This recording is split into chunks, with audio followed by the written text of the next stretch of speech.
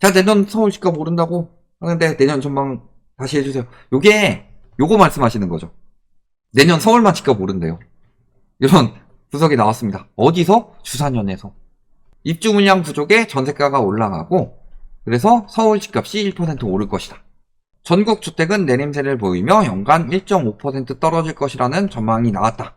하지만 서울의 경우는 오를 것이다. 그래서 2022년 떨어진다고 우리 전망했었고요.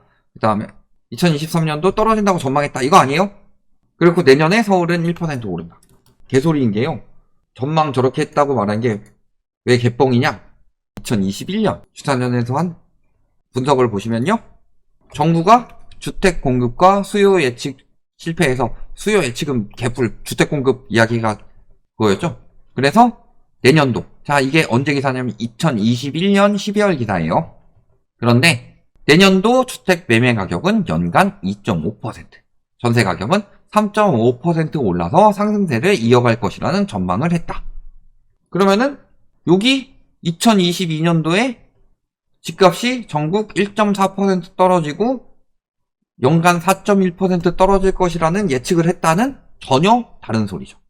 그리고 그때 그 이야기를 했던 이유는 수요 예측이라고 하지만 결국에는 공급 대비 수요 해가지고 요 수요 예측을 가구수 늘어난 걸 가지고 가구수 또 멸실 이런 걸로 따진 거고 주택 공급은 분양, 입주 이런 걸로 따진 거예요.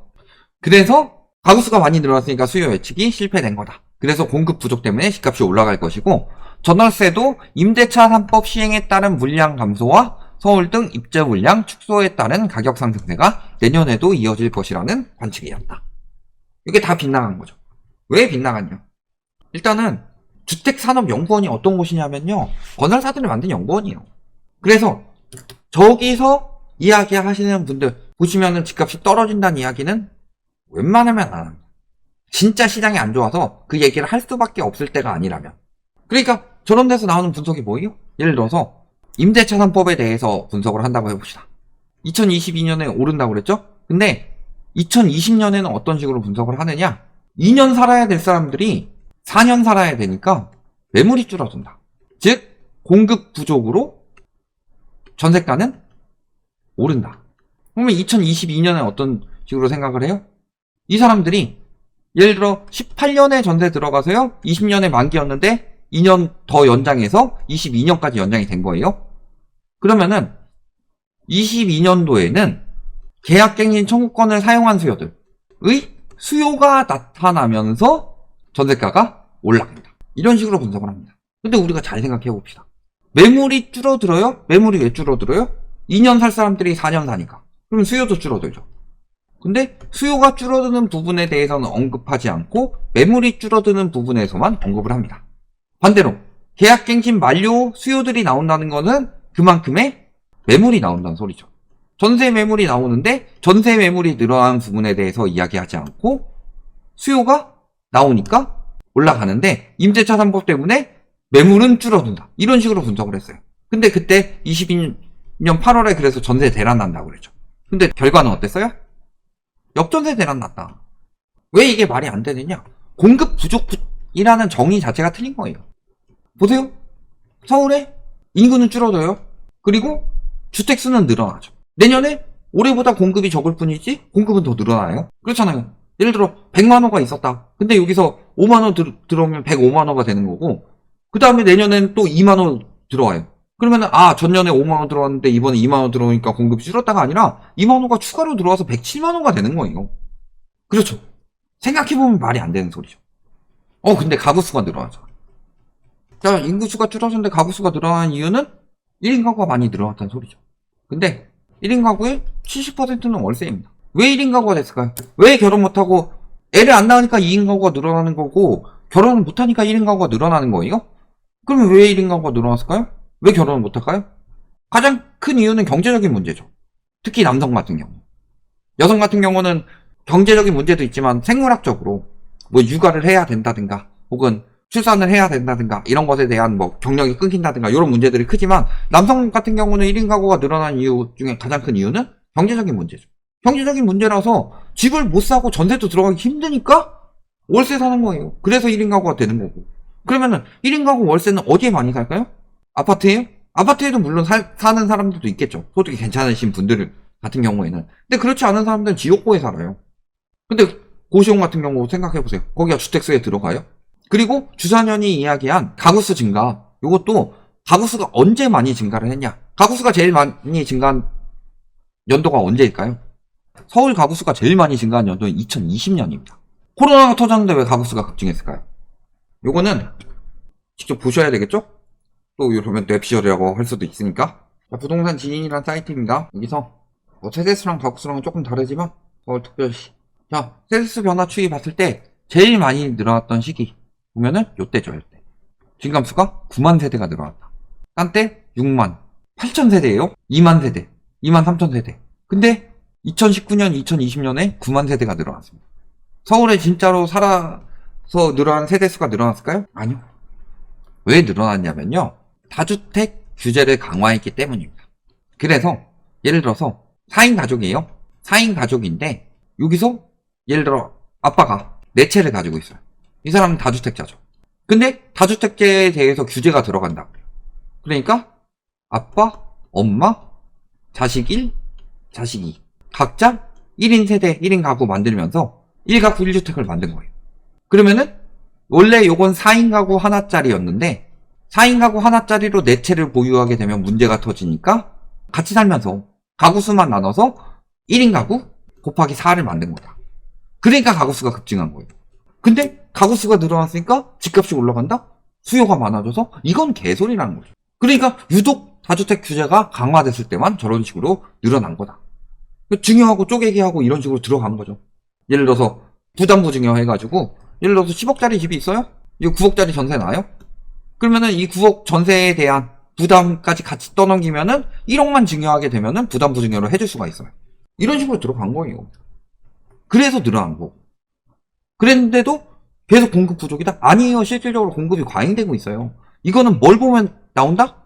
실수요들이 다 들어왔었죠? 다주택 수요들 쫙 빠지죠, 이제. 다주택 수요가 말씀드렸지만 2008년부터 2018년까지 공급된 가구의 51%를 다주택자가 가져갔어요. 근데 2018년부터 2021년까지 이 상황에서 다주택은 오히려 줄었어요. 다주택은 오히려 마이너스가 되고 1주택자가 늘어났어요. 저런 식으로 떠넘긴 것도 있고 영클한테 팔아넘긴 것도 있죠. 그러니까 다주택자들은 줄이고 있는데 집값 계속 올라간다고 영클들한테 투자하라고 혹은 집 사라고 계속 유도를 했던 거예요. 근데 지금 아예 집값이 떨어지기 시작하니까 다주택자들 아예 안 들어오죠. 그러니까 거래량이 없대요. 매물이 없대요.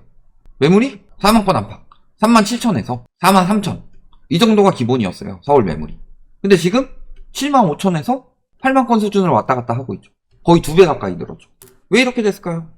가수요 다 떼고 나면은 공급이 과잉됐다는 소리예요. 그러니까 계속 공급 부족으로 전세가 올라간다, 매매가 올라간다. 왜 계속 부추길까요? 매년 연말마다 저렇게 부추겼어요.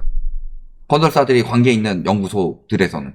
혹은 그러니까 이해관계가 있는 곳들에서는 매번 저런 식으로 분석을 했어요. 근데 2022년에 그게 다 깨진 게 나왔죠. 공급 부족, 공급이 줄었어도 수요가 더 줄었으니까. 근데 지금 전세 시장 어때요? 매물 쌓이죠? 그 다음에 가격 상승세가 둔화되고 있다고 해요. 그런데도 언론에서는 이 부분에 대한 보도보다 역전세 대란 난다더니 전세 대란 난다. 이런 기사들만 자극적으로 계속 때리고 있고 내년에 공급 부족이니까 전세가 더 올라갈 것이다. 이런 기사들만 자극적으로 때리고 있어요. 근데 일단은 전세가부터 깨고 가자면요. 전세가가 올라가는 영향은 크게 두 가지가 있어요. 수요가 급증하게 만드는 영향인데 금리가 유의미하게 엄청나게 떨어지든가 아니면 재건축 추진이 많아지든. 이거 되게 웃기는 얘기죠. 재건축 추진 많아지면은 공급이 많이 나오니까 집값이 떨어진다 이렇게 유도를 하지만요. 실질적으로 재건축 추진이 많이 나왔던 부동산 3법 시행 이후 집값이 엄청나게 튀었습니다. 그 이유는 뭐 때문이에요? 멸실이 나오기 때문이에요. 그러면 이 수요가 갑자기 이주 수요가 나오죠. 이 이주 수요가 전세가를 폭등시키는 영향을 준다. 그러니까 지금도 아까도 재건축 안전진단 완화에 대해서 물어보셨잖아요. 재건축 안전진단 완화하고 재건축을 왜 자꾸 풀어주려고 그래요? 집값 띄우려고 하는 거예요. 그렇지만 재건축이 추진이 돼요? 안 되죠. 재건축이 추진이 안 되니까 멸실도 많이 안 날 거예요. 지금 건설사들이 들어오고 있지 않은데. 그럼 매매가도 떨어지는데 전세가도 떨어져요? 금리 인하만 가지고 집값을 올릴 수 있을까? 언제부터 금리 대해서 이야기했어요. 저 때도 계속 그 얘기했어요. 금리 2021년에 금리 올라가고 있었는데 공급 부족 때문에 집값 올라간다고 그랬어요. 금리는 큰 영향을 안 준다고. 근데 이제 와서 금리 인하하면 집값이 올라간대요. 말 같지도 않은 소리예요. 왜 자꾸 계속 금리 이야기를 했냐? 결국에는 핵심은 DSR인데 DSR에서 눈을 돌리려고 하는 거고. 근데 내년에 일단은 금리 인하가 유의미하게 많이 된다? 미국에서 점도표는 그렇게 나왔지만 파월은 그런 이야기 한 번도 안 했습니다. 그 다음에 두 번째로 미국에서 금리 인하하기 시작하면은 자금이 빠져나가서 경제가 무너져서 집을 사기 더 힘들어집니다. 그 다음에 세 번째, 올해 기준금리에 대비되는 금리가 나오고 있지 않다. 미국 같은 경우는요, 기준금리 5%대일 때 모기지 금리는 7%까지 나왔는데 우리나라는 이자 장사한다고 그거 다 눌러놨죠. 상단 제외하고 중단 기준으로 4%대 나오고 있어요. 3%, 4%대. 그러면 실질적으로 기준금리 대비로 많이 나오지 않은 거예요? 근데 왜 많이 안 나오느냐? 정부에서 일단은 예금금리 누르고 그 다음에 채권 사주고 있기 때문에. 근데 채권 발행은 늘어나고 있는데 채권을 계속 사주니까 그런 거예요. 기관을 통해서 채권을 매수를 하고 있어요. 근데 내년에는 적자는 올해보다 훨씬 더 심해질 거라고 합니다. 국채 발행 안 하고 100이겠어요? 거기다가 지금 레고랜드 때부터 계속 밀어오고 밀어와서 커진 눈덩이. 그럼에도 불구하고 유의미하게 시중금리가 떨어진다? 이것도 말이 안 되는 상황이에요. 그 상황에서 지금 서울 아파트 가격이 왜 급격히 많이 떨어지느냐? 거품이 많이 꼈으니까. 과거 글로벌 금융위기 때도요. 금리 내렸다고 집값이 안 떨어졌어요? 아니에요. 그리고 제일 많이 떨어진 데가 어디다? 버블7이다. 근데 제일 많이 거품이 낀 곳이 어디요? 서울이요. 근데 왜 서울 자꾸 뜬다고 할까요? 서울에 많이 재건축 사업 나오고 재건축 사업만큼 건설사들한테 돈 되는 사업이 없습니다. 공공택지는 어떻게 될지 모르지만 재건축은 일단 입지는 보장이 된 거니까. 부수는 데 들어가는 돈, 또 짓는 데 들어가는 돈. 이런 것들. 거기다가 실질적으로 순공급은 많이 늘려주지 않으면서 멸치를 만들어내서 집값을 자극한다. 얼마나 좋은 사업이에요. 재건축은 양적 공급이 아니라 질적 공급이에요. 구축을 신축으로 업그레이드 해주고 실질적인 공급은 많이 안 나와요. 그래서 서울에서 15년간 나온 공급은 21,000호 정도라고 그랬어요. 순공급은. 그러니까 자꾸 서울 집값 뜬다 이야기를 하는데요. 두고 봅시다. 내년 어떻게 되는지. 가계부채를 억제하고 DSR을 안 풀어주는데 스트레스 DSR 도입되면 더 영향 크죠? 금리 떨어져봤자 1% 이상 안 떨어져요. 많이 떨어져봤자 2번이에요. 근데 스트레스 DSR은 1에서 3%포인트 들어간다고 그래요. 그러면 어느 쪽이 영향이 더 크겠어요? 이것들을 생각을 해봐라. 금리 인하보다 더 큰 여파가 금리를 1에서 3%포인트를 내리지 않는 이상은 그보단 스트레스 DSR이 영향이 더 크게 들어갈 수밖에 없다. 요거 보시면 내년에 서울집값 1% 올라간다요? 말 같지도 않은 소리. 고점 대비 30%, 50% 떨어진다는 게 부동산에 대해서 이해관계가 적은 쪽에서 분석이 나왔어요. 근데 부동산에 대해서 이해관계가 많은 쪽은 계속 전세가 올라간다, 집값 올라간다 이 소리만 하고 있는데 어느 쪽이 더 신빙성이 있냐. 그러니까 저런 것들은 잘 걸러서 듣는 지혜가 필요하다.